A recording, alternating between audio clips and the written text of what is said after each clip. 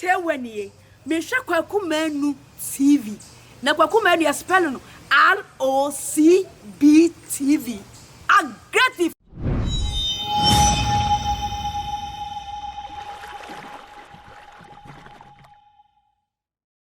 Amanfo wo ye mosonfo medin edi Kwaku Manu betuma from me Bob Siga 111666 I love you I kiss you hey wo ye me taste wo ye mo school scantan engragaga aggressive interview everywhere you are was it can come aggressive interview na me catch yourself aggressive it is say multi TV it is say UTV it is say Adum TV it is say Peace say DSTV na any package it's me back platform we so na me promise Ghana for any mahwe for any etie for say you run lesson year you modie uchu mutampen for say fne aba no na yidi say be yesi ni twa ye twai the trend wo social and the media and the trend wo man mu no ye di twese ni ya pensem na etie for na ahwefo ayedai ahwebi ni ye hu say the esi bi kobai but see and your lesson here here ma say a platform a interview platform a Kwaku Manu TV e wo YouTube any ho ma MPP for any ho ma NDC for any ho ma CPP for e wo ho ma on hwehwehwi kasa no any ho ma wo mo but sa wo ho ma wo mo both MPP NDC CPP and say I just say wo kasa wo maso so kasa wo beba nko ade a because Peace FM and a Bright FM. Oh, how about some more? NDC, oh, how about MPP or so? Yes. Opia a neutral. Kwaku Manu platform a neutral. The answer on come here. Utimeba platform also. Nipa wojere yawa. Me did the Kwaku Manu beam. Ubet ma from Bob Siga. Where you most scantan and gragaga aggressive interview.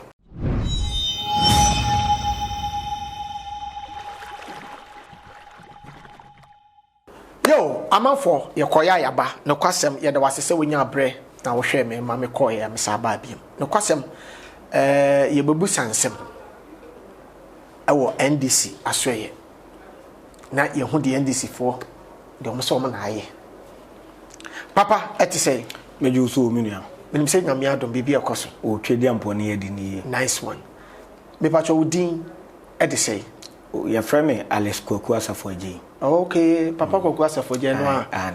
Amanfo so wa no de. Oh, enya no de say asem de say wo kana wonim de wo kan. You just make your point very well and forcefully. Like obeka na wa asset authority. Once you know what you are saying. On say entro na wo twa wa no popo. Okay. But say wonim say ade we a eda hai. Ampa me de mani koku hu say na eda ho. Na yebusa say wo hu say eda ho a.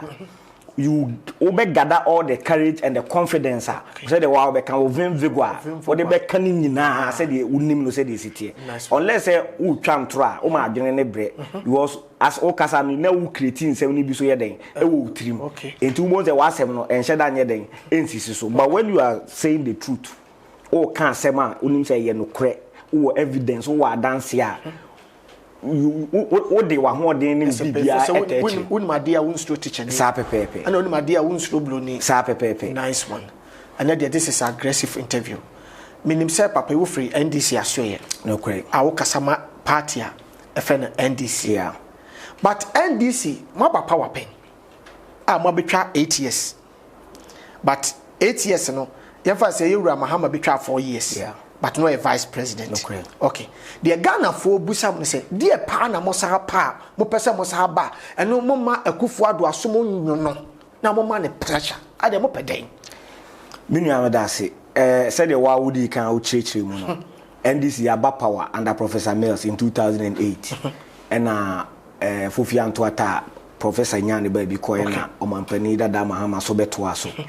Your constitution no, Emma Quine say, obi a obedi president bia no se Ghana for no gi wutum nko a obetimi akwa akodu emfin wotwe no de untimi nko biu ti se wo hwe former president Jerry John Rawlings ni 8 years so ye wakotena fi former president John Ajikunko for ni 8 years so ye wakotena fi but between 2012 and 2016 na 4 years enti ye mra kunini na ya nkasa de ye democracy no e ma kwan se mampani dada former president John Dramani Mahama wo ho kwan se obetimi asan aba eno ye de kan de to so biu on say ye wa konwa so no normal bebre ne course na omampani dada John Dramani mama wani so adi hunu vision ene opepa se obema Ghana afa ne ntoma pafra na resources aye wo no yetimi ayusu dia ma oman na tumpo na aso obi anwen ha ne se de be ya ohia be kofom ahokyere bebrebe no ebe kofom amanfo benya school papa akọ amanfo benya hospital papa akọ cars public transport system ebe wo ho asebe ehia se oni kansa na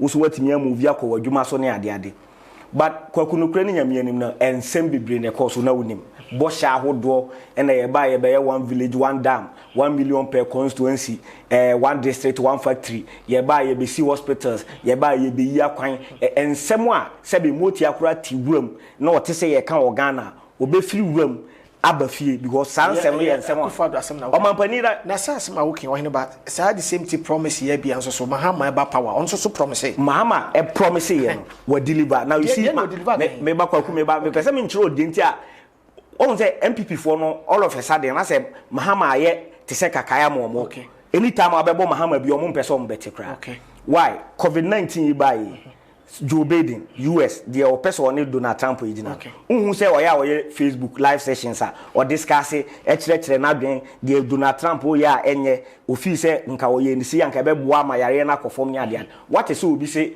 o ma form para government o adentina president mama ye Facebook live anom ye machine because unlike previous elections ayaye empen bia no obi bepe omampani adia oye nipa foforo enti oba te se nka wo kwakuma no a wo be hyebo aka de adi tumi na ma wa obeye enti amanfo ni adanse di ekire se de wo kan wo betimi ayu but e bia se de wa obeka asem no se de obema wa no aye de no etimi ma emha no dodo da na mema ni bi digidie show mu ne ato aba ne de aye de enti bia wo beba be wi wo antimi anya na ensa aye de asifom sa 2020 aba we 90 sabiu because omampani dada John Dramani Mahama no watena konwa no so da from 2012 to 2016 and watena konwa no so ye nyina ye nim besia a ne nsa kan ye adwuma a otimi de ye omampani Akufo Addo so watena konwa no so ene ye nim sika ne nsa kan in the form of besia wabo ena adwuma a waye no so ye ne ye den etuam ti 2020 na ntimi enkoye te say previous elections a ye be compare the obi aye ne bosha obi hye ebe eye de we aye ne de we aye eye de president Mahama ye mfie 9 sika dodo ebedi ni nsem adwuma otime de yeye ene de na onanado danko Akufo Addo sika dodo abedi ni nsem adwuma watime de aye ye de to nsani ye ani a na munyina mahu nipa na odo ewo pepa na Ghana dana kuma so a ye de tumi ma no asomampani no otime de bo man Ghana ma o man Ghana ntoma fa ntoma pafrai eno no mampani dada Mahama se no ma odi gu akwam ne de o sha ase oye bi wanyani nyina aka kakra bi opeso odi soso na ne da ye so a o ma o man Ghana no ebam na da chi bi no agya wo bo akokra na okita npuma na otifie na Ghana atumpo a ote wo no wo hwa onu ne ho da so be di o man pe ye ya wanwi sebia makwaje besia mpese miwe Ghana die pa na o man panyi dada John Dramani o ye me name so me de John a wo kwaje besia be ya papa wanwi a opeso o sabeto aso de wo ni tia hospitals ya hospital de ye health sector hospital de wonsi meba wansi nti ana sebio o man panyi kura sisi ayade e ba e kura na mate se eye o man panyi eye Akufo Addo sisi a wosa kwaje besia fofora besi wode 1 year ba besi hospitals 1 offense 1 year eti sebio ye wo hospitals ni bia Mahama asia eti sanka papa nko ba ko finish ti asema meken ebi ni ho kwaku ebi ni ho kwaku obi a waka na no se ma hwe wo ne chama no ntumi so okay wa hwe ntumi okay na ono no ya me blame ne kese unim die ntia se o said your work when you ultimate can kind follow proceedings or parliament ready short ase so family jina ba bia wa na me can no minimum but at least o basic level na ye can be o mrahye bedwoma o ti ase your appreciation of said the electronic ready ti no ma bia ase na wo soro what ase e chen chairman enti so ono no oba na se obekeka sa ansem ni bi o wa me blame no me blame am de man ne se owo mabunu wo ne party mo ye executive sa nyame aye o madom ebi mu cry lawyers anko betimi abuso o mo ansa na waba o interview o platform so wan ko school so aburo ni ba ho wan ko school da ma me chiro de nti America ne sa no say ya ade a otimi appreciate de ekoso wo man mu a wudi adanse wo nkran ha ya Ridge Hospital Send out him said this here. Any expansions, I can show you videos of the new projects. Emma, a year President Kufuor far could see say Donald Trump yere kura ba so ba be sro my Ghana. O ma nya ba bia fa na nko say Mahama Djuma fe na oye wo Ridge Hospital. A year expansion Emma ye de beds no call 420 beds. How no di Donald Trump ne yere e ko so nkonko hwe sa adwuma no. Okay. Enti se obi tena ha no so we regional chairman. No be ka say ye nsi hospital. Kwaku pese menka de na mfa no. I fa ne wo. Because of now Bridge Hospital babia why ye for office wa brosan kese no. Unu say wo ne nchen ho a. Okay. Enu twema ko parliament. Unu Bridge Hospital. Mahama ne see. Ana e wan ne see ye. Enti anu kwane hospital. Enye no kwane hospital. Unim hospitals bebria aka wuram. E wa Asante Mamu ho na me no nyina ye firi. Wo de kwaku me de kwaku. Be kwa hospital. Unim say ne aka wuram. Now we challenge no mpo say eye Jo Mahama na ye once again out of ignorance inti ono ya me blame o ye anya me pese on say you see on say anya pese be say o tackle person no I was say menya ne say because it is important say una platform kese te say aggressive yes platform here na ye nyina ye tisu our large following emofra bi wo kro mo SS okay ye betimi akobuso o mo questions about Ghana mpuntudwuma aptitude test okay Ubetna be kika sanse mu obekwa akotwera Kufuor na yati no wona wuni ma teacher ni na o ma kene akwara na exams nim say Mahama project Eurojet for mo website na me we Eurojet o mo website na me we o mo ankasa ayishu me pese won confirm say ye no o de no good o mo ankasa list hospitals under President Kufuor ni o mo kodi hu nkomo me metena ha me nya atwom enkasa Eurojet no ye na ye shas ye entirely Kufuor started President Kufuor started didi hu nkomo okay senka Eurojet for mfa sika me so yasene ni nsisi sa hospitals okay me kai say omunya cabinet approval somewhere November 2008 emu an de code December ena omufiri akonwa so it is never true say almost started adwuma bi on some hospitals it is never true because even the cabinet approval was in November 2008 ena December yakoto aba so how could they have started the project but on want to be like king kan we ni bi say the American and to on tiase onim Eurojet for website nko onim nti se obi an so wontimi nkan a so obi be kan a kire and American say onu ni mistake ni say de say wonim bibia yebusa ana obisa for so nyira kwan so obebusa ansa no aba aggressive no onye o and uba na ya no ahye da ma quotation wo twa ntoro ato so we are no ahye da ma say Job chapter 1 na wo twa ntoro ato so o person chese wo the quotations na ma na say na wo de wunim wo ne ye de quotation do wo de ma oh say the Bible ne de say be ne Bible ne nam so what yes Bible ye fo ntwa ntoro ena me ba ye me kasa no me mo mi tirim kan bibia wa ha o koma me no udi wa aggressive so no minim say ha wontimi me bo tirim me ka de ope ma bia Eurojet for na kasa website e de na me de kama sem me ba won say me ho krata bebrebe me kama sem a me back with evidence me tumra me nkiresie me tumre na me ma obi adi na wo hu say de sitie enti asem a me ka no adanse e taa akire Eurojet project na omo list ye no kwaku enie wo hwa Bekwai hospital no kra enka ho we sa hospital si a working sisi a me fancy Kumasi na mo chese hospital good ebi wo hefa Bekwai ebi wo ho na hefa biem ebi wo Sewu regional hospital na yesi ebi wo Nkawe Afari military hospital 500 bed capacity ebi wo ho ebi wo Tepa 60 bed capacity ebi wo Kumawu 120 bed capacity if Kumawu de nkra na nse wo kai say Kumawu hene beka say President Mahama start here no MPP aban bai so obeto aso no amana kan wuram na so ma beto aso anwia ama wo mo a obeto obetia wo me ye sure say uhun wo TV so enti say hospital na adenti na ye wo sa hospital ya wo kan enso omampanya me ya ehu say ese kwaji sika sa beto so omampani ma me nkyerɛ ti na me ka say afiwe aba na be ye de because ye de ye be compare records na wo sa asem na kwaku mampani kan me hu ni so obu Ghana for se sebe so ye agimi fo amenyi ni se ma me nkyerɛ de ntia amenyi ni se Ghana for ya to aba ma mampani be hu ye se sebe ye ne ye agimi fo sa no hu ye but enye sa ko me ba wo se enye sa professor fo mpu ebetimi abehwe Ghana fo anim 7 months to election December wo se me be si 88 district hospitals 88 district hospitals. Me we are made the 6 regional hospitals a piece just under 1 year. Sika wo. Enya sika na edisi hospital. Na osu wo besi wo fie mpo. Na se wo hu sika nyina da ho mpo a ene na contract e ko ho a before ko the architectural drawing beba it will take more than 2 weeks before obetwa blocks e be take time. Men ka obibi kakra. Time bibi kakra. Wo ka se Japan o se ho ahwa bebia yare ne sie. Omo de just say 2 weeks. Ha ma men tro omo ma men tro kwan omo fa so si omo dan. Ye nyina ye tu kwan. Ye wo enye dan bia na abrochi omo de blocks any bricks. Ebi wo a ayi na omo di si na ayete say cardboard. Omo ma replicate bi wo Ghana ha ye Barclays Bank. Okay.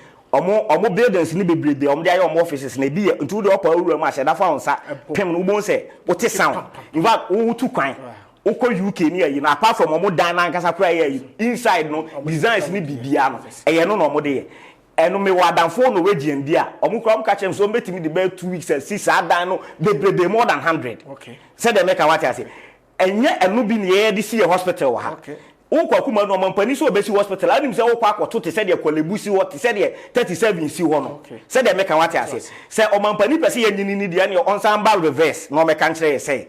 Sa cardboard buildings ni bi ne dey babisi hospitals which you know is not possible because obi kura wait bet am ade no abu agum said they make what I say enti say sa boso me nsu yi kura up to December wo so wu chichem 2 weeks kura ye di besi ba ko a 14 enti so obehwe ye ni be ka kire ye say me di 7 months from now to December o de yemfa no 1 year kura ba be 88 hospitals say wo mu ye agimifo a na bia wakoye shafa bi na afi say de obeka bia no ete say de waka kire o yere say ma top BMW e shempa nti o kina no wakoyi onyi ni say eye say o mampanyin akufo adu kanto de onyi say politicians mo talk dabi ma men kan asem kire nana ado danko akufo ado e ka ho bi na ene politicians ye gidi bone wo Ghana ha sese ma men kire o mampani John Dramani mama lusu ye was because wanye na dwene se obeka de wontimi nye wanye na dwene se obeba betwa ntro ada Ghana for power ono no hunu ne se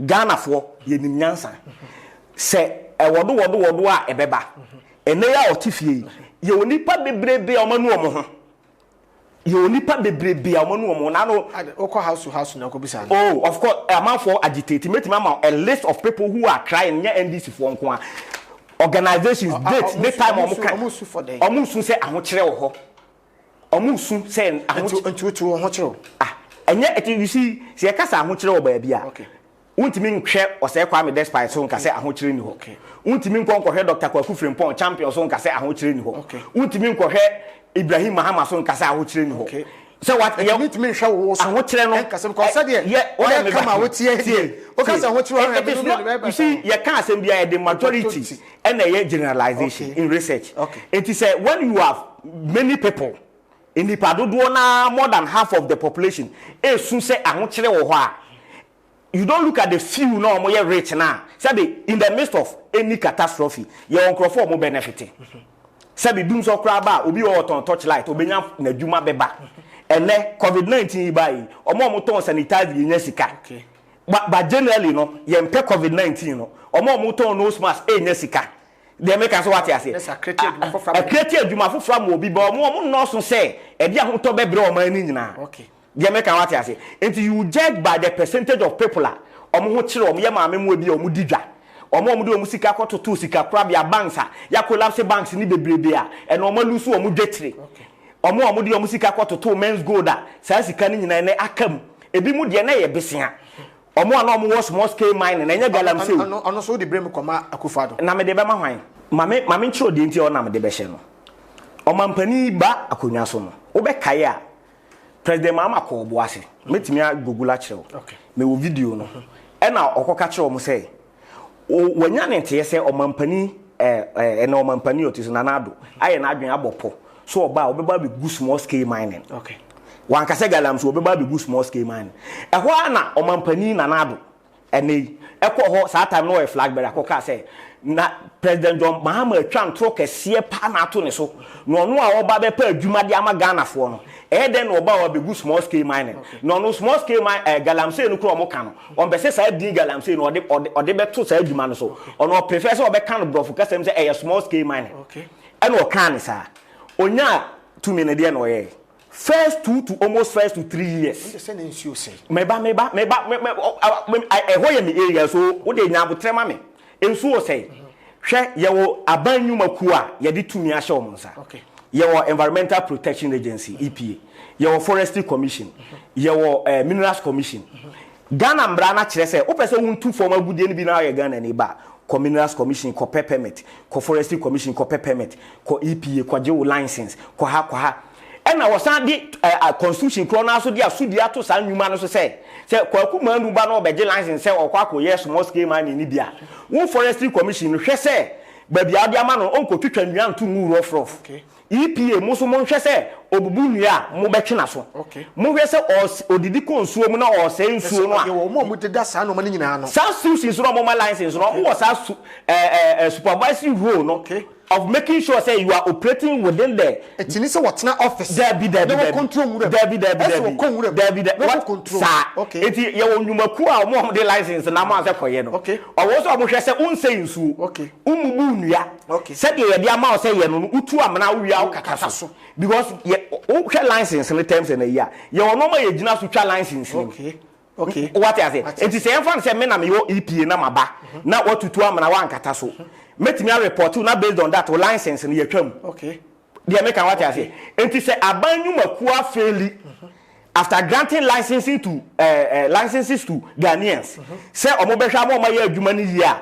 adenti na block o ka so obi bia say wo ye wadwuma yi because of course no obi ana na ebubu mra so obi wo a watutu amana wan kata NDC ba power no de ni say mo ma no efense lances kura me de lances meba enti akwa ni nsuo mu kura na wo different ma me try wa de bi o they are granted say a NDC na their license amobi maka kire o say ensuo ni normal ye kasa asay ni nyina nye ne hye ase okay awo enani ne driving from Kumasi to Accra okay udu anyina mu a wo nsuo no ani ate ani de ente of course omugusutu galamsey na ekoso ama ho scandal kese aba ye nyina ya te MPP former chairman Abrante Kokoya na nso omu chini the Owo Central region I mean kadi so ono a kasanye allegation na MPP NDC ni bi na akofa ba na wo actor ene wa akofa bo omo party fo ena edi one Professor Frimpong Boateng di nkomo se wo na aka se me nkofa we ni nkotu galamsey na party nya sika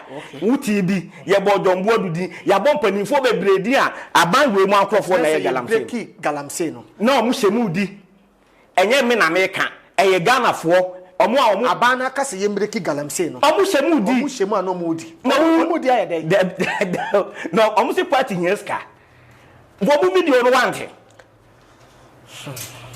ensemble there be kwaku wante bi meti bi de aha enti enye se eye me na ma betena na me ka asem fofo eye ye nyina ya ni musem ba semu na mo se no ana abedu ba bi in fact on your patrisi ko NDC number 1 under Chama Rawlings you see enunti na aye mra ena ya sanso aye se ubu mra so ade be yo okay oka se ne nipa asemasi akọwro bi obi ya che no emra ne na ani okay enso obi kutu pa se ochena we ono so bekwa akoye because o ya mra na enye wo hwe sanity eti nipa na chali no uja ya obi a be pese obenya freedom no aye de ope enu ti na ye mra wi a ne de mata ho aba eno ya so twen se ya ye mra no wan ni so a waso twen ni enti ya aba se de se aso twen no be enforce aso twen no enti obi feli so obe enforce aso twen na onfa obi hu ntansa enkotwe obi a ebi a oye na adwuma kama ho okay enu ti na meka se aban timi meka nkire ye se omo no mo ye small scale mining no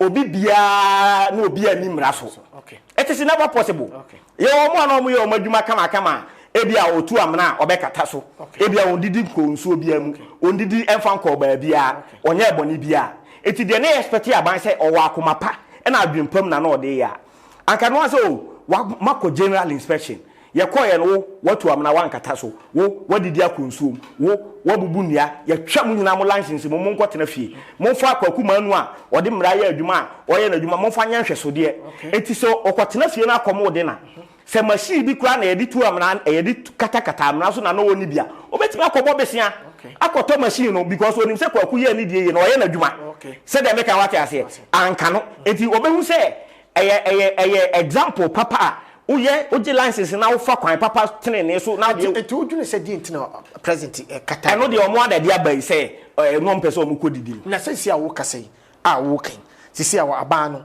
wo de bibi foforo aba aye community mining a wo bia ye bi nyano na aba eto atiti amafo didi jaba mu a eto atiti a yakọ record Professor Frimpong Boateng ne John Boadu ne ayi a atijai na mama ka asem so mama nkyerɛw obi betena ha wo na obeka kyerɛ wo Kwaku Manu se saa de na esi ye no aban wei ana omampani ni hu bi oboa omampani ni hu bi ne nsa sim ne nan sim bi odam sese because number 1 yet say some say party here sika obi antimi meka say ye no kra na say nya no kra but omo party for na say die nti omo kotu ye no say na say party here sika to omo tu a omo fo sika ne mre omo party for na Ghana fo na mo de mo ye bi de kom ne mo na mo fo ma no mpem dan mo jaba mata free etoso biu say you so your mampani a de ma ye ma omampani to me say wo betimi ayi o cameraman yi say ye Minister for Education yi Kwaku Manu Minister for Avia Health yi we Attorney General any say we nipa ba ko pe o ntimi nkotena Education Ministry nkotena at the same time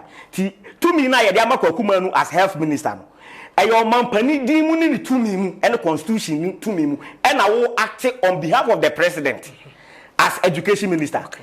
Enti se ne policy ni se free SHS na so onya obepamo no di nipa foforo abetena ho enu ti de so mampani timi saki minister bi abra on kyerɛkyerɛ hwe mu e bi se tumi ne dia waje awaje enti busa ho se susuan pa se Nanado Dan Kwaku Fuado ye Ghana mampani ansoma Professor Frimpong Boateng se ma me party fo yi nkoye galamsey no mo fa sika ne mre party fo se party hia sika anka wote se sa videos ne audio tapes na band the first thing I was enquire and say obeyi papa na di because to me na ode man no wan fan suma ne se on fan koye sa ode suma ne se on fan nya adwuma pa e bebo o man Ghana enti se abeda di se wodi to me ni man ye fan se nya bibia na ade woni behu bata dance ya ba se wode ye bibi foforo a ensen fata nya to me ade man nya no na aka so on fan koye ya de wo so ye so betwena so na Ghana fo nyina hu se ampa se na ade a wo ye no mampani enta ya kire na ne nsa ni to ohun ye no hwese watwena so ba se ye ti kromi ane ye wo tama ndc wo power no ye onipa bebre susu wo ma na nkomo so ye mistake esen koma panyin no eyi ni free okra but obu o ma so di obi ti se hwan a ye fa se football yin de ye yi no ba side ne ko fence eno no kra no wayi no wayi ni side ne ko sa ye hala enya no kra obi enya no kra enya me ye politician so I know na ko high level there be or the minister of state at the presidency eno no bi wo kra na sabiu o desk kra ni bi to ko konkon ho like yes o konkon ho but a position na okita keke edin that pa wo adamfo politician bi abusa no okay this is what you say enti o pese wo nya ye hwe this is aggressive interview everywhere you are was you can come aggressive and you go so ayedi nkomo ene chama wontimi edi nkomo na ye ne mebre soso edi nkomo no kwasem onde okasama NDC na platform e wo ho no e wo ho ma obi a wo soso opese wo ba obetimi aba na onso aba bedi nkomo ye guso ye di nkomo ye bebu sansem e aggressive so de bebu sansem na me patcho hunhum fam no de opese obusa bia busa o fam adwenum na me musa papai cause me po no na gina ha mama hama ye president dada watwema ne kwasem e man pinfo ni minu nyina na ye kasa for mo ese de ne de ne buo ye de e ma wo mo because enye wo bibia akobi wo mo kasa na me wan ko school bibisa se de ne school ayama papai school ayi bibia ma no kasa wo kasa nyere ne school awako ti asma me no kan o man panyi do amani aye na akufo ado mo nyina school na aye bibidi aye de ama wo to mo de mo hu school so faso papa mo di agro ma dibida ana mafrim na masa akwa akiri na mo pesa mo sa back dia na mayama Ghana fo pesa ha ma me informa no si on ba bianka me wie ne na me mbra ho okay on say na me kase bobo ministers bi di the obo ni di mpo honorable the free ankra ye no ko ye the minister of state at the presidency o say Ghana fo kasa ho pa o mo kasa ho ya kasa pa na mo de nka mo pele se on kompam no kra but no kwasem so ewom ni se kosokoto okube anya mo denti e na ye ti opposition ni what you say enti se aye bibi na enye enra na na yeti opposition say aban we na ono so teso no or the same thing aye beka say it is wrong okay etoso bi wo beka ya mampani dada mahama ni minister bi na friend Victoria Hama okay me kind of ni tape bliki e no oteka mu di ko say ono de nyame na dum no nya $1 million kra to na account onko wi ska o onya boni o dream so onya $1 million to na account mo a obegya politics eno mampani mahama ka se da bi bia wote ni ska wo ho enti adwene wo tirim nya woni obetimi aye bibia gu maban ni mu ase ye nche ne se wodi boni bia no ye ma ne kwotena fie ye ma ne kwotena fie meboa good but we ano so kwa no woman ne yes what fie so ne etua ne ka one kai adanse ye we you see those lies Meba, they were part of the pack of lies. MPP or Mampani Kufuado de power. Because Mebo say and you wadi. Udi controller and accountant general. Na yetu a crime, a criminal offense. Okay. Or Mampani Adodanko Kufuado buy. One say na ban to me the evidence biaba. Our mode back is a claim no. Send you to Obika. Na si yetu an card no mo for an court because it is a crime. Okay. And the Ghanaians must punish this government for that. So I don't think NDC need be a Sikana or that's what you on the baby.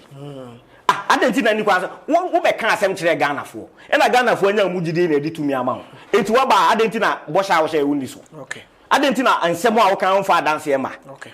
It is a near to Bika and a year do you may be a more my Ghana. And this security and a car. Why don't you go after the person? Okay. It's what it after 3 years or 4 years into this administration, or we should tell you they were just a pack of lies.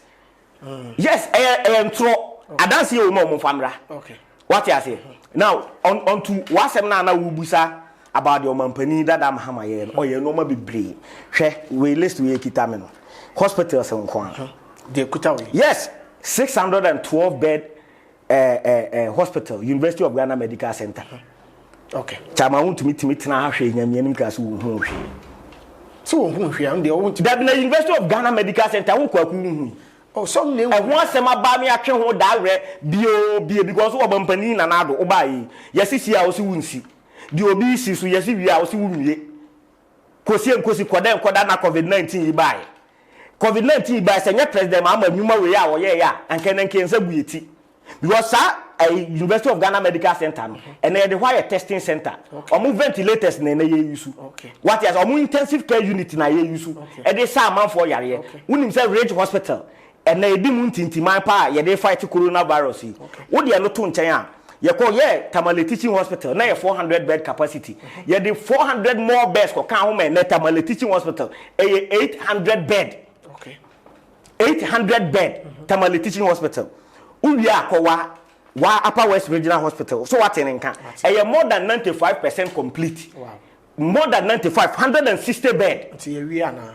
Oh, yeah, free so no 95. Okay. It's by Kasa president 5%. 5% no. Aye buachi bidin. Wo a wunsi bi. Di obi asi so to aso na amanfo nya apomuden a enya yarehwa. Eno so a problem. Eti mu di abura na asese. Busa nanado. Ah, me person busa politicians. Enye chochiu. Me person obeka se ekofo time so ye no ma bi a man finish. De hen. Ti se gi. Won se gi ye wo hospital dan kakaka pa. E wo hen fa. E wo ufura konfo na che ho a. E wo ba bi a nurse for no ko school no. E hyenchen. Soldiers for no ho no. Ba hu se o ye emergency ni wie. Won se sa ho no. E bi wo ha. E bi wo ha. Okay. Ti se hospital de na e bi wo ha na IGF na e wo hospital ho na e no mu DC. Ana bi a donor agency bi and our committee enye government of Ghana. Okay. Say what you say and maybe omo ne convanoche for na kan boom and omo si. But yeah eye care center also we are convanoche just on your right. Eye care center yeah ma wo. Okay. Yeah in hospitals be bre am abobo bi so be kwai for me na Kumawu Tepa Sewua Afari bebrebe ewo asanteman mu a woni tua. Okay. So what you say? Wa maboso. Tamale Teaching Hospital maboso. Okay. Maka. Bebre wa akwa Makadada. Then you have Maritime Hospital. Bank of Ghana Hospital. So what you eno fefe wo you see e wo book green book by any ho. O da bi. Say no COVID-19 ni by no mani magu ase. Sha se ye katre Ghana for say duma green book mo draw e. Ha me kire wade bi. O say nyame de nyame sebe on twantu ye hospital we no MPP for timi twa tro green book mu enye no kre na COVID-19 baaye no green book na omode akogye intensive care unit wo University of Ghana Medical Center ho no omode fight coronavirus appear me buza range hospital na no say wo book mu no e ho na mo de Donald Trump yire no onto mo de ni wura book mu na ekohwe me buza om de ni wura book mu na ekohwe no bit me wura book mu ko hade sa so bit me entie wo so hu se nyame apom ntoma omani maguase atro e na ada no ene omani maguase o munya bibi anka na omampani no osesen o ma me hitiba no osesen o se ye wa aggressive show so no omampani sesen o se o baba be si 88 hospital ma me nkire wade bi me na me ba ge me ka bia me betu mire no ma kire osi hwe atro no edoso abanwe atro no kwaku me se edoso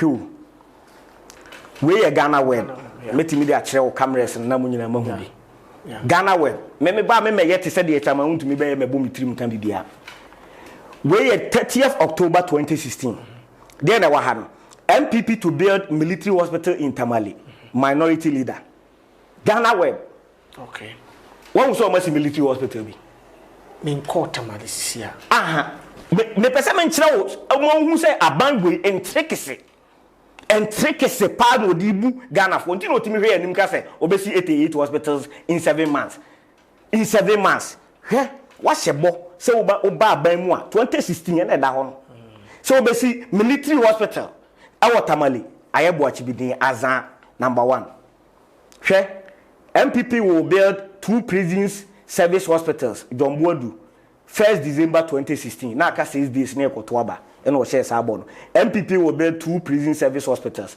Jomboadu o say prison hospital mi enu be o masi wo Ghana ha o de o mo nkire enkukomu okro o matimi abobo Ghana ha e de kan ya pom din ho ayi ho also da Ghana ho na Ghana web ha enie anu e wo side be Ghana web me kire in hospital me ba o say the new patriotic party government will ensure that prisons hospitals are constructed to cater for the health needs of personnel in the service.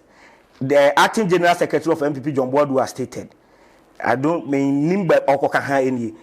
This will be in addition to 2 other new hospitals at Sunyane and Bogatanga. Oh, okay. Sunyane. Almost that is all my share border that some basically Sunyane maybe here no so watch. Okay. And almost I be share bottle to say omo besa si 2 prison service hospitals aka sa aboshe no. Okay. Na the omo kan ye ba ko na enye. Ohu nanado work in progress for 2 new regional hospitals City FM eneda ho no. Yeah. Oso obesi ba ko Western region, no osi ba ko Eastern region. Obesi dey obesi. What shebo 2016 ye wo 2020 aka how many months na ekoto aba. Yeah, 1 district 1 factory. Me pese aponche so obema John Disadura na wa hwe no Johnson. Se kwatere kwase so obema wontuma atie ni din so all the free bossa wo share 2016 kura e ma free education meba ho kwaku wo kura de mete ne tawu hwe kwaku ma me kire wade oh say e one after the other papa ne timi nka bibia nya dey emmom enka so wo ye ne prekope enti no sebi wode wonyanye we kura no hwe wa akon twa foundation o dabi enti no mesra wo kwaku anopa yi e meka se ma wo mampani nya problem bia omo asobia wo ba bia na 1 pp for dia so abofom na nka wonte di omo nyeye krom so omaye na okay me say City FM enya NDC newspaper okay ene da ho no ketrema empro o se oba be si regional hospitals mienu e wo Western region ni Eastern region oso waka wotimi nya enti adenti no sa abehye bofo fro se obaye 94 obaye abom die sa tu ka ho oh debi sa tu ni ka ho ena ma ne ye 94 94 ni ye 88 ewo 88 districts and o say new regions no sa ta me create here new regions no so obi abenya baako eno na president ma akoka na woko wia ena de anim guase aba tu de koka 88 no na 94 aye minus we okay what you say because time no work kan we o see Eastern region and Western region Eastern region ya chem yen chem what you say ena o se oba obesi na san hwe ade 2 new police hospitals to be constructed in Sunyane and Bogatanga. Any. Oh, also aje won sem. Oh, ayo wawa ohun adwiri. Oh, that be me say President Akufo-Addo ne naban. Enti say a part of lies and deception. Enti me ba won ti say Akufo-Addo ye bibia. Obefre waka cho say Messi. Ebi so hospital wusi a enya frama enya na wo ko ba bia wo what to ka ko ba Western region enipa te ho wo tu kwan aban eye mpuntudwuma ye twitwa ho pictures na no omo ye 100 days omo si dollar no ko omo de na ko sales aloko no de safo akoma de den IGP wura de bida santia pietu dia me pesa wonti ase ne say na say kura Dr. Bawumia aba Ashanti region so omo be ye list of omo projects omo aye so far omo be ye na say KNU University campus and omo si we 91 and a home for you omo buy toilet 8-seater toilet no mbetwitwa o TV so wo hu bi kire me ajapade papa omutimi da di kire se ya adwuma o se kra mama ye bebia ye ne no mo ma ska fa di na fa kone. Okay, this is aggressive interview. Everywhere you are watch, you can come aggressive interview. Where you Kwakumenu TV. On subscribe ya no kwasem no wa subscribe e dia mame. Na me mbisa o sa question we. And the hospital need them in trust. Me intra hospital sem no. Oh, what they are doing sem. Let me come the last one nature, watch and the last one. Ode. Adena munya Ghana sika mo fa anye de sem de. And this what power. Mo na mo se se mo si seka. Se seka no. Se si ta change na ho a na shiki. Na wo so na mfuma na hu se adena mo nya ne ye preko. Eya na eya rehosem.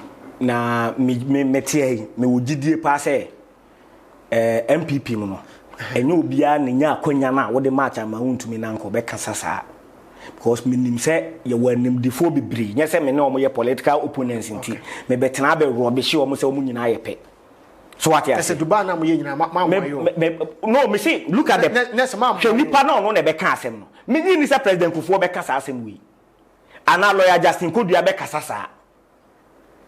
Your nipa bebri amu ya me political opponents, they will never talk that way. Now wo fa second interchange wo so. Me take am to me. Ah, no wo take am mpo a wu na na ma na be hu. Wo wait yesen. Ade before ade be vibrate am wo hu no. Ade say wo wait now the pressure to so. Say wo take am a wu ade say wasi. How? Enti say sheki. Enti wo gina wa wutimi hu. That Ghana for her aggressive. So nam circular there was as I see how can you make such an absurd comment on purpose the mama say fine but say the way greater Accra and Ghana for appreciate second interchange because now unim traffic anopa na wo ho no and sa second interchange yi bae how I see sa traffic na wo ho unim human traffic na e book place on nti omo ye to omo botom ewia wo mo yi wo musika yi wo mo phones twa bi mo bag ho wiawia wo mo no ene una ma space kakra wo ho police station wo ho at least you feel secured kakra oh you see again bi wenye the obeba betena ba bia beka ho the people mo nya so mfaso no they appreciate it ena na aban na hu se yeseki ena na aban twen se enkum Ghana fo ansa say o ma ne nkuye ana dabi ono se wo be kuye but e be sheki kakra ans be sheki na abuagum na akum nyesa be di yes kakra o se assembly wo akoku me oye panimu o chen me ti me pese me use certain words and American and me wogidie se wo MPP mo no obi nya obi na be kasa o wo mo organize Francois so lecturer on kasa se de chama untumi kasa aye no wo pese o chese na ade we me o cameraman kura so on kasa se second interchange wo so kan me ntiase se o kasa. Oh, Miss Won Kasa, Kasa na wokan, tu kasa on kasa sa, o pese chama de no kan say. Na sa asem we ato mu, ababia ni. Na we te change no ti. Wan kasa kwa so Mahama ye we no afa so da. Da bia me nam so, da be na afa so. Ma fa so me twam wo kwa dabraka kwa party office. Na wo gina park hwe. Ah. Kwaku. Wo te kan mu mpa hu say wo so. Da bi. Na kan do go straight nti hu. Ba wo gina so na hu. So we nyina so da me magina so da wo je esuru wa pako ka wo suru agina so da ma yusu omo ya demonstrations ya wi a ma fa wa party office da enti an shekiu wo fa so shekiu me nyina so enti ma production ko jina I am the council ne twem hwe and I'm say my production ko checking hwe you see fine me ne president Kufuor nya adwene but owaye bibi na me feel say papa na ebebo I will say it they make what I say. And you say so your MPP chairman ma politics and cloud reasoning now to the extent say you make some of these absurd commentaries. We are collect and you see Mameka say mincho gradually you won crofo be miensa bi okrum ha. Akola keto akora wo GHS inform serious bi. Ba ko ye chairman ntumi. Sese. Na nse won nam Kumase say your friend governor governor kwaku yanhwe yi a baabi a okeka kom oyama nani ya tre nani ntom Bantima hene mo offense hene mo eko agye asantema to na chama wuntumi wan a onenam se ye frɛ ne governor ano so ha mo enye se ha yo e wo se ha ye nyina because Ghana ye practice federal system Ghana ye republic your president ba ko pa ye need to say US na obeka say me your governor the only governor in Kumasi ye Bantima hene unim so na ye Kumasi wura o say within Kumasi no on na Kumasi wura on na the overlord of Kumasi. You are aware, and the overlord of Ashanti is Otumfo. I didn't know when you are my him for no. How politics? I send you a me Ashanti ni babunu.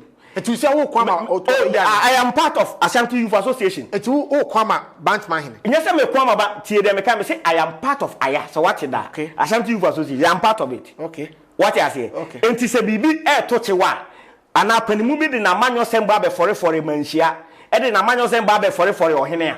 I was here, can you tune him?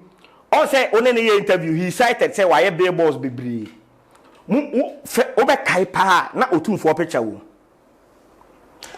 oye billboards no from Ejuso de ne ban enti e che de no de abema na because e bi wo enim bi wo omatutu na won tutu I raised that matter na wo hwe ba bia manhia reputation enya bibire manko wo ewiase afa na nyina Sabi Otumfo ye me nana kwakuo ye ona na oye obi bia nana odidi yewura oye obi bia nana ona didi ma ebidie what you say ono won hye amanyo kuo bia jesi enti se wo so wanya wa Ashanti regional chairman na wudi a ade na wo kofo ne mfonyini e de ko bata amanyo kuo bi ayi ho ade enti no so twetwe manhia di oba bia se nani tra nani nton no because o start so ye governor yanka hwe after the me de petition ma chief of staff o manhia minim koma akoso watutu sana wo se ba tu na ma no tutu busa ne una ma tutu me si busa no e de ntino watutu se oye na Otumfo de e kan chama wontimi wa asema na menini ni asem bia but see the o say politics ya why the fact is that obi ye bibi na entwa ya na waka no that is how I believe it kwaku ba bia ya do in our society no me ka asem we efiri makomam and that is my personal opinion. Me hune se Ghana said ye chechire o man ne kon ya hwe ya be den se Ghana betumpon sese ye ka omo pe no kredie no e ka omo hye na uyo obi a o ka no kre ana uyo obi a ade bia o pe ne yiye bebre a na omo abatan okay enti o pa hwe ye ntete ye mu mpo no wa wo ba kra o ye very intelligent na ohu bibia daddy this daddy that we impensem o ye mpanisem kan ko no tum we ye pere dodo bibi se nani ase ehwo na na ye ka ne hye ne ye suppress no o de sa no wanyini etu ohu bibi na nya wo so o de nani beka o beka kra na onka but broni akola ya tete ne se ade we white we blue obi ye ni se yakoka no sa pepepe no onim entitan bia ewonimu se odo ne ho do ne man okay I hope you get it. Okay. And so me feel say there should be a paradigm shift from Sadia. Me any personal issue there. Okay. But oye bibi na a wrong. I will let him know. Say irrespective of the age, you know. Me nidi watem. Asama make me nidi watem. Me nkan bibia. But me finance akwanso mo won say the way it is wrong. Okay. I didn't know also twetwe asantema din e de ba politics mu. Okay. Ye wa manyo fo bebre o ma ba asantema mu ko. MPP ni o mo first regional chairman ni. Chama FF to nyina abako wote da so mo de manhia ye politics NDC chama ya obi mpemu nyina abako wote da so obi so woni ohene ebi kura wo ko ohene nchen wo ko ne na ase nti odi ne din ye politics what be that enye ne mpan afre ne ehu ne mpan nsem e wa asante ba mu okay this is aggressive interview where Moscow scantan engragaga aggressive o man pay kufo wo e friend say e wa akonya so na wabesi eye keti afefefe se yamaye na mo kremu se yamode misrewo saasem mo kremu se yamode saasem no eye me yase ene no ya betena ha na nkomo ya ke yebedi ne fefefe ase chama wuntumi ama nkomo na ye bibi look onze ma bie go so de bibia wo be konto me de adanse e kire wa mo hu bibi google hwe facelift for Kumasi Central Market KJT 24th February 2015. Parliament has approved a loan of $298 million. A year for parliament na ewo Kufuor Apenso 2015 one and ewo oye president na mafo no and this for the be fast men kasa oh what for the ade no ma forward the date no ho na motimi asa date aha e na ma forward bibia parliament so ma forward ma change date me say mra she bedwam so no ma ko forward ho so date 2015 busa unim MPB a busa ne say for time and okoji ni sika beto me say nye no kre sa asem no Kufuor na be chama untumi me pese ma on say he speaks out of ignorance on way am read untumi read esa wo kaseti am so da bi tie Kufuor na koje beto okoje we adanse ne we and sika no so yam fa nya adwuma interest be ro kwaku sa video no e wo ho hwe ne carefully ubusa no no hu de wo ka wo hwe ne body language a no twantro na obubodin basaya bi ena napu ena hwan ena onimom. You see, KJTR number 1, it was done under Chairman Rawlings. KJTR number 2, it was done under the living legend John Dramani Mahama. MPP for Nukura Jitum. Obeka ya nanse mu obesi wo fefa na amanfo obodo Mahama abaso. And wo ye ntino mo say e manhia na ye. E den afi dia shift ko president Kufuor. O ma no ye miensan. Project baako Jo Mahama ba ya wabeye na ade awie no omu se de animonyam ba na omani magu ase wasanteman mu na omuntimi nya bibia after all these years as Chanty region for aba o mato ma MPP nyina na omuntimi they have nothing to show no omso eye manhia Kofi kwakunukure womni kro asanteman ewura yewura na otumfo se tutu otoso no enti amanyoku obi aba na so wo pese o ye developmental one manhia na di nsa wo so asase no belonging to menshia enti John Dramani Mahama so ni mama mre no on say mamre no wo do ani buo e de ma ohene enti wo ko ohene na ase e de kotu nanim se KJTR ase de aye no ohene wo garden city no nye market wo so wonya nie na ma me nkyere wo nyansa na type project na chi on say na nipa pi na no e prefer say o mo be ko shopping mall e na akoto groceries akodididwa wo ko abuchira ho na akodidwa because e ho no du obenya spacious car park ona mo security obi ame tu botom onko pimpim obi ni sa no ma no enti president Mahama project say no say de me no ohene city na me do asanteman say mantimi anye bibi anfa ma KJTR any central market no face left ebedu ba bi de wa Kumasi mall eba China mall eba ba ku bi so ba so am run about shopping mall be spring up no ye ma me mo di dwa e central market ni KJTR bedru ba bi no mo be ka mo madwuma be se mo fa so be hye okay enti se saade a ba menye bibi e ne shopping malls no se so eye pe said ye be ya with time no ye ma me musu benya ba bi atena obi a be ba be di dwa ho irrespective of shopping mall e be ba santiman sa na drama no dwene ye sa na odwene ye ena ye see no fefefe sa said ye wahu no ene Kumasi more difference be ne wu enti ya ye ne such a way kura se eye kontomre mpo na woton na wo sika kakra ubetimi akoto 1.5 horsepower air condition bi na wo hyem na woton kontomre okay wow John Mahama die so no so ebetimi adumre bia obehye air condition na woton ko bi okay na esi won kwa ku so de wani ehu oh medimani ehu efe schools wom fire service wom adanes won me na me go there opa maka kwa ku aya me fa ho nyina esi wo ye ni patitiri e wo krom ha Ghana how you ni patitiri ko they will give you access na for woni kohwe ya ye ne say obi wo kra ne baketoa age say bia wonya obi amfa ni nya no akola nso so ko school opon ahwa na ekofa no ene ya ye crèche kola school wo ho se ma me ne ton ade nya no ya ne ba no wo school ho wi anu afa no wafa na ade no de ko eti Kufuor da ya na se drama ay ma di data ya approve wo parliament se okay Kufuor na this kind of enya no president Kufuor ma me ka asem kire o MPP for me too omofo Ghana for we are smarter than what they are doing. Said yes is semoni nti ne chedi. Kwaku wo odin me so me wo medin asafoje. Enti obi me ye bone a ye de bata medin ho. Okay. President Kufuor wa ba be ye na adwuma okọ. Jerry John Rawlings wa ba wa ye ne de okọ. Professor Mesa waka ba bi so ba ye na fam de okọ.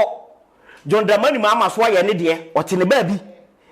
Nana do dan Kwaku Kufuor do be petumi no. Wanka said the president Kufuor ye no de bebo no nsafo hini o wo Ghana fo bo se oba onu so be ye ne de agya ne din abata ho enti se ye di domama Japan esi ho a ne ye bo ho dawura omfo na nanu dan Kwaku Kufuor do de emesi ho ade na wu sign na nado ho akwa for president kofo de na nado oni di o se na nado odi a wo the free SHS eti omo kan ti when it comes to education ma me kire eba education na ye be fa de mahama so aye in education me ba ye be fa me pese me wie on KJT ye be fa de mahama so ye on education no what you say na wakofo president akufo ado de aba eti se ye fa market a wasi okumase a kofa na nado de bra Medical catro our program we so say KJT number 1 Chama Rollins KJT number 2 John Dramani Mahama the living legend so buy so fence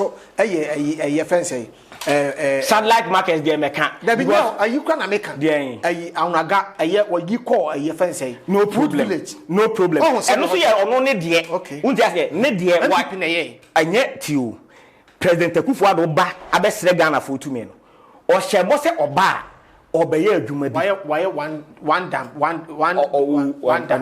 eno jai wo de jai hwe jai why but me pese me establish say John Mahama na ye KJT Center Market me di ho dance a kire ye pass wo parliament 2015 July 298 million dollars na ye Brazil aban and under Kwadwo Bonsu nwe otiase nipa bebrebe nim entinye de sa chama want to mean sem na mukure ya mo say manhia mukure ya mo say which and throw sa because you have nothing to show etosu bio and then me for aggressive so akiro mo say free SHS a omo ka ho asem kwaku na me check sem the document ne ba ya free SHS a omo ka ho asem no on sa akrata we budget statement and economic policy 2018 2019 ye ena 2017 ye 2020 de beba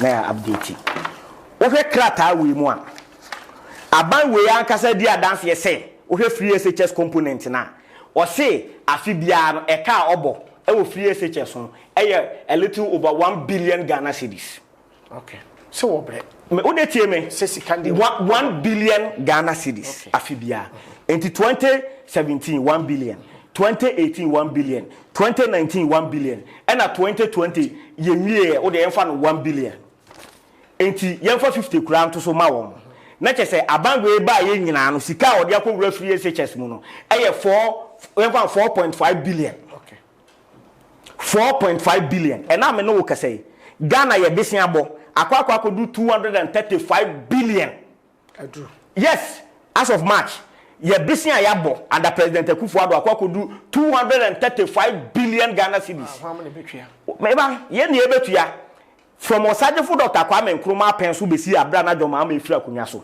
na eka Ghana di nyina wo wiase eye 120 billion 120 billion na see this say and as I say President Akufo-Addo di bia beka amana kwa do 235 billion nti say na odo aka ho eye more than 110 billion one na obo sema kan no assist my producers in check Ghana's total desktop Google Ghana's total desktop my joy online man check it I do 200 eno na omo di sie mu no o say omo ba omo nim say Ghana fo bebrebe no omo ye as omo take time ko hwehwe we no it is not my cartoon and I ban me see free SHS sika aban spend on free SHS on one according to the budget a new 5 billion granted ye more 5 billion I don't know man so krata we dey public yes accountant ye bu parliament they make what you say Argentina parliament for so ntimi meka say the aban ka say 1 billion what you say aban ko twa ntro ba bia say enye 1 billion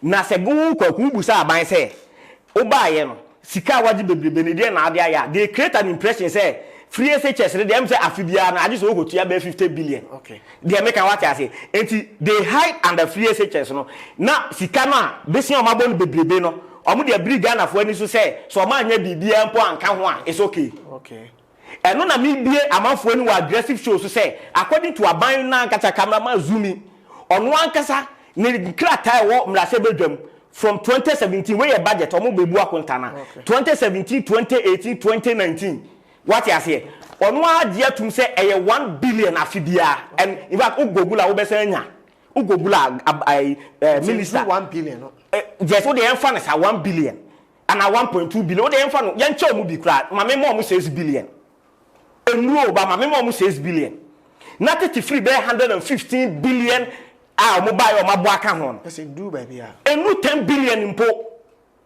enti ensisa be 100 and something billion ko akubusa aban we say e wen enti politicians mun na musuban ya na enye yesuban nanado